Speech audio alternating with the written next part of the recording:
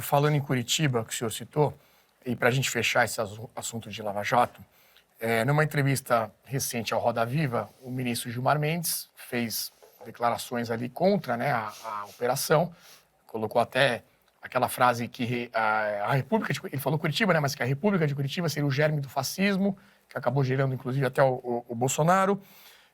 Ensinou a questão desse contato entre procuradores e o Sérgio Moro como algo fora da lei. E o senhor, no mesmo dia, respondeu pelo Twitter, né, fez também acusações ao ministro Gilmar Mendes. Nesse mesmo dia até foi marcado o seu julgamento, né, que acabou resultando na cassação. Mas o fato é o seguinte, essa questão da Vaza Jato, né, o vazamento dessas mensagens através de hackers e tudo mais, o senhor acredita que foi isso que tirou a credibilidade da operação e que acabou tendo como fruto todo esse processo que nós estamos vendo? Se não fosse esse vazamento das mensagens que depois foram parar num blog e tudo mais, você acha que isso tudo não estaria acontecendo? Como é que o senhor vê o resultado prático, né, da perda de credibilidade de uma operação que era tida como algo de muito sucesso e que estaria ali endireitando as coisas no Brasil? Renato, os números, as estatísticas não mostram isso que você supôs que foi essa perda de credibilidade da Lava Jato. No final da Lava Jato, em 2021, ela tinha o apoio, a continuidade dela tinha o apoio de 80% dos brasileiros, segundo uma pesquisa divulgada. 80% é uma unanimidade muito rara. Ou seja, as pessoas seguindo apoiando, a maior parte das pessoas entendeu o que estava acontecendo no caso Intercept.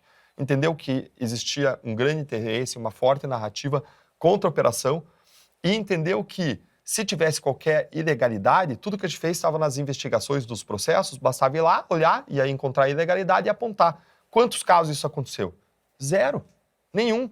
As anulações que foram acontecendo não foram por supostas ilegalidades, foram por mudanças de regra.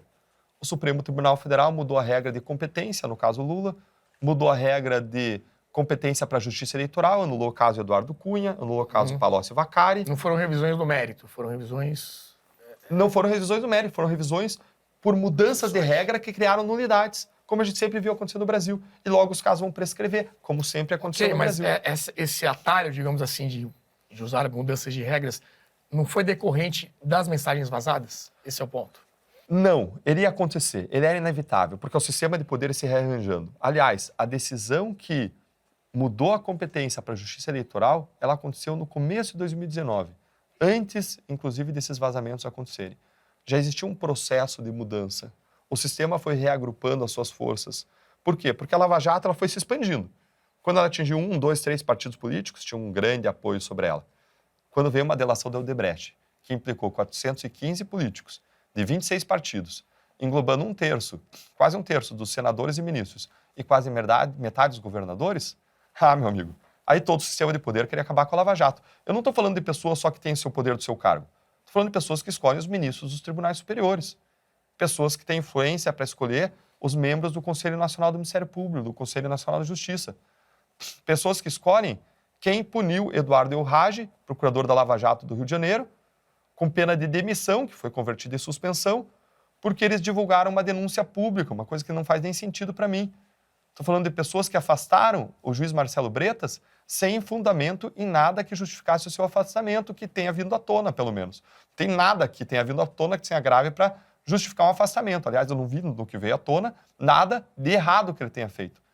Então, o que eu vejo, sim, Renato, é um grande ambiente de reação do sistema. É o sistema se recolocando. São os donos do poder que sempre governaram o Brasil, saquearam o Brasil, se reafirmando e restabelecendo o seu modo padrão de operação, o default, o modo padrão de operação do Brasil, em que os donos do Brasil, que sempre nos oprimiram e sempre nos saquearam, sempre oprimiram a nossa liberdade, a gente não vai ter uma real democracia enquanto você tiver bilhões sendo desviados anualmente, grande parte investido em campanha eleitoral para mudar o resultado, manipular a vontade do eleitor por meio de dinheiro jorrado nas campanhas.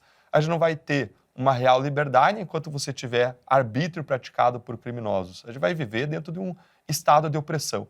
E isso não é agora recente.